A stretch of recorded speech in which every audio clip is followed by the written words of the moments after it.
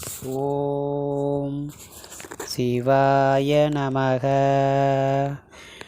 ஓம் சிவாய நமக. ஓம் சிவாய நமக.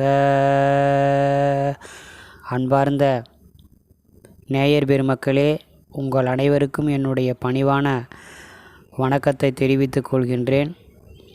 இன்றைய ஆடியோ பதிவு முழுவதையும் கேட்டு நீங்கள் அனைவரும் சப்ஸ்கிரைப் பண்ணுங்கள், லைக் பண்ணுங்கள், ஷேர் பண்ணுங்கள். இன்றைய ஆடியோ பதிவில் யோகத்தினால் உண்டாகும் பலன்கள் பற்றி ஜாதக ரீதியாக உங்களுக்கு குறிப்பிடுகிறேன். பொதுவாக ஒரு ஜாதகம் என்று நாம் எடுத்துக்கொண்டோமேயானால் பல யோகங்கள் அதன் உள்ளாரே உள்ளது. அந்த யோகத்தினால் அந்த ஜாதகருக்கு என்னென்ன பலன்கள் உண்டு என்பதை பற்றி இந்த ஆடியோ பதிவில் தெரிந்து கொள்வோம். ஒரு ஜாதகர் சிறந்த கல்வியாளர், எல்லா வழிகளிலும் வெற்றி, தொட்டதெல்லாம் பொன்னாகும், கற்றறிந்தவர்களாலும் வணங்கத்தக்கவன், ஜாதகருக்கு எல்லாவிதமான பாக்கியங்களும் சௌகரியங்களும், அதிக அளவிலே சொத்து சுகங்களும் உண்டு.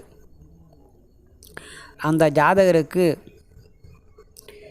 முக்கியமாக நீண்ட ஆயுள் உடையவராகவும் அந்த ஜாதகர் உள்ளார். உதாரணத்தை நாம் பார்க்கின்றோமையானால் பல ஜாதகங்களை நாம் பார்க்கலாம். கடகலக்கினத்திற்கு 9ஆம் அதிபதியாக குருவே ஆவதால் கடக லக்கண ஜாதகர்களுக்கு இந்த யோகம் குறைவாகவே இருக்கும்.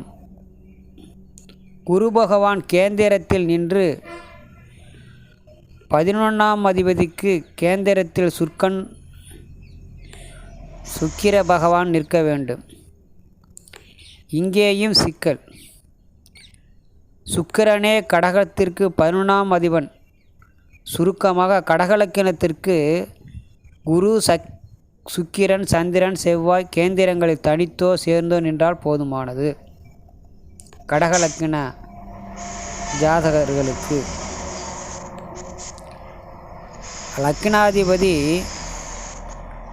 9ஆம் அதிபதி, 10ஆம் அதிபதி, லாபாதிபதி குரு சுக்கிரன் ஆகிய சக்தி வாய்ந்த கோள்களுக்கும் அதிபதிகளுக்கும் கேந்திரங்களுக்கும் பலமான முடிச்சுகள் போடுவதனால் இந்த யோகம் சக்தி வாய்ந்தது.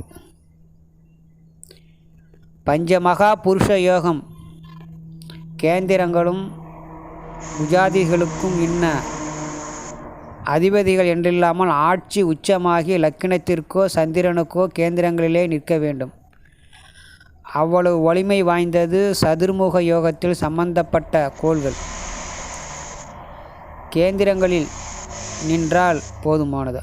ஆட்சி உச்ச அந்தஸ்து வலியுறுத்தவில்லை. லக்னாதிபதி, பாக்கியாதிபதி, ஜீவனாதிபதி அல்லது சப்த கிரகங்கள் கேந்திர கோணங்களில் வலுவாகி அல்லது பரிவர்த்தனையாகி ஆட்சி உச்சமானால் அந்த ஜாதகம் மிகவும் பலமானவை என்பதையே பல்வேறு யோகங்கள் சித்தரிக்கின்றன, காட்டியும் உள்ளன. ஜாதகங்களில் பல்வேறு வகையான யோகங்கள் உள்ளதால் ஜாதகர்கள் யாவரும் அவரவர் துறைகளில் சக்கை போடுகிறார்கள் என்றால் அது மிகையாது. எடுத்துக்காட்டாக,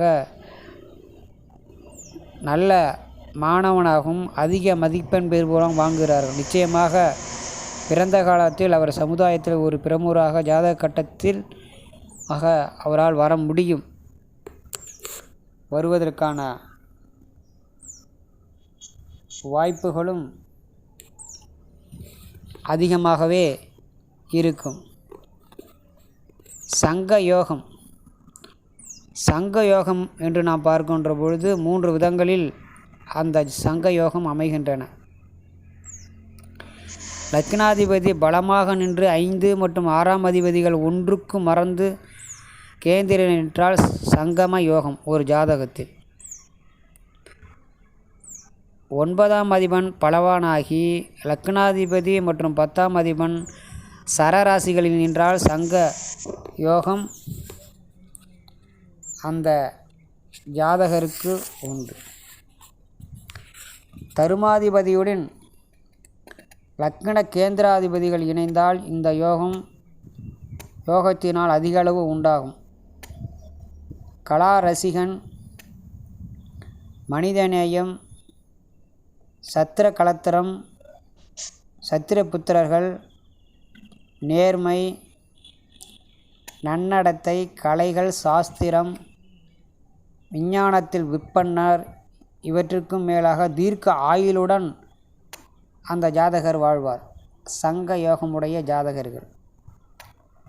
லக்னாதிபதி சந்திரன் உச்சம், 5ஆம் அதிபன் செவ்வாய் உச்சமாகி 7ஆம் வீட்டில் நிற்க, 6ஆம் அதிபன் குரு உச்சமாகி லக்கினத்தில் நின்ற குருவும் சப்த கேந்திரத்தில் நின்ற செவ்வாயும் பரஸ்பர பார்வையுடன் கேந்திரங்களில் அமர்வது மாபெரும் யோகங்களிலேயே ராஜ யோகமாக நமக்கு கருதப்படுகிறது. இந்த யோகம் பிரமாதம். லக்னாதிபதி சந்திரன் ஆட்சியாகிய உச்ச செவ்வாயை பார்க்க, 6ஆம் அதிபன் குரு உச்சமாகி லக்னத்தில் நிற்க, குரு சந்திரன் செவ்வாய் சூரியன் பரஸ்பர பார்வையாதால் மாபெரும் ராஜ உடையகம் ஆகும். 9ஆம் அதிபன் சனி நீசபசங்க ராஜயோகமாகி சரராசியான மேஷத்தில் நிற்க, லக்னாதிபதி புதன் பலமாகி அதே ராசியில் நிற்க, 10ஆம் அதிபதி குரு துனாத்தில் நின்று பார்வையிடுவதால் சங்க யோகம் 2வது ஸ்லோகத்தின்படியும் அமைகிறது. மேஷராசி, துளாராசி சரராசிகளாகும். லக்னாதிபதி 9ஆம் அதிபன் 10ஆம் அதிபன் மூவரும் பலாபலன்கள் இந்த ஜாதகத்தில் என்பது அதிக அளவு நன்மை தரக்கூடியது. தர்மாதிபதி சுக்கிரன் லக்னாதிபதி சனியுடன் குருவினால் சம்பந்தப்பட்டு நிற்பதனால் இந்த யோகம் 3வது ஸ்லோகத்தில் பிரகாரம் அமைகிறது. சங்க யோகத்தில் தர்ம கர்மாதிபதியுடன் லக்னா கேந்திராதிபதிகள் சம்பந்தம் உள்ளதால் இதுவும் மாபெரும் ராஜயோகமாகவே திகழ்கிறது. 10ஆம் வீட்டில் 10ஆம் அதிபன் 9ஆம் வீட்டில் பரிவர்த்தனை யோக பலன்கள். வெகுஜன பிரியன் அரசனாவான். தற்காலம் மக்கள் தலைவர், அரசியல் கட்சிகளின் தலைவர்கள், தொழிலதிபர்கள். 9ஆம் அதிபன் 9ஆம் வீட்டில் 10ஆம் அதிபன் 10ஆம் வீட்டில் நின்றால் மக்கள் போன்ற மாமன்னர் போன்ற அவர் வாழக்கூடிய அமைப்பு அந்த ஜாதகருக்கு இயல்பாகவே உண்டு. அதற்கு அடுத்தபடியாக தர்ம கர்மாதிபதி யோகம். பாக்கியாதிபதியும் ஜீவனாதிபதியும் சேர்ந்து அல்லது பார்த்து அல்லது பரிவர்த்தனை பெற்று நல்ல ஸ்தானங்கள் என்றால் இந்த யோகம் அமையும்.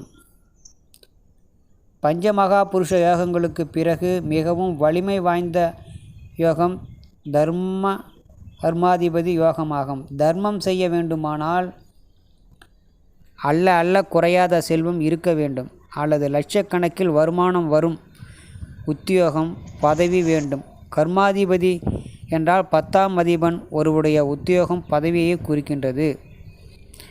யோகத்தில் 9ஆம் அதிபனும் 10ஆம் அதிபனும் பார்த்தாலே இந்த யோகம் உண்டு. என்றாலும் பரிவர்த்தனை அல்லது 9ஆம் அதிபனும் 10ஆம் அதிபனும் சேர்ந்து 9 அல்லது 10ஆம் வீட்டில் அமர்ந்தால் இந்த யோகம் மும்முரமாக முழு வீச்சில் செயல்படுது. எனவே நமது கள சோதனையில் கிடைத்த தகவல்களை நாம் சிலதை இங்கே உங்களுக்கு குறிப்பிடுகிறோம்.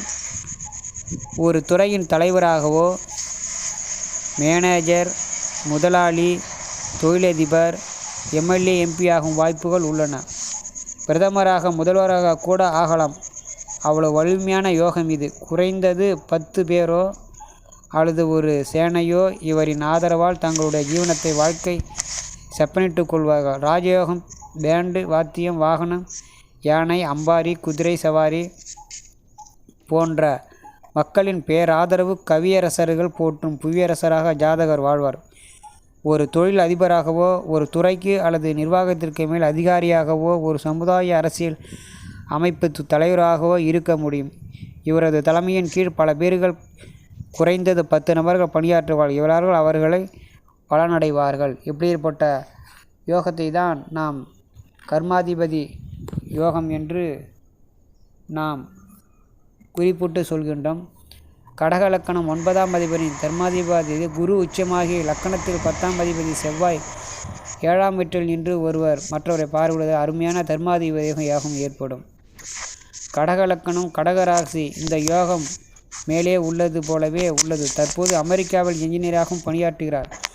அதிபன் சுக்கிரன் 5ஆம் வீட்டில் 10ஆம் அதிபன் செவ்வாய் 11ஆம் வீட்டில் செவ்வாய் சுக்கிரன் பரஸ்பர பார்வை. தர்மாதிபதியின் ஆட்சி உச்சம் இல்லை. வெளிநாட்டில் ஒரு துறையின் தலைவராக பணியாற்றினேன். தற்போது ஜோதிடம் சித்தாந்தத்தை மக்களுக்கு எடுத்து சொல்கிறேன். 9ஆம் அதிபதி சனி லாபத்தில் நீசம். குரு கோணத்தில் தர்மாதிபதியும் பரஸ்பரம் பார்வை. யாரும் ஆட்சி உச்சம். ஜாதகர் திறமையாக வியாபாரம் செய்கிறார்.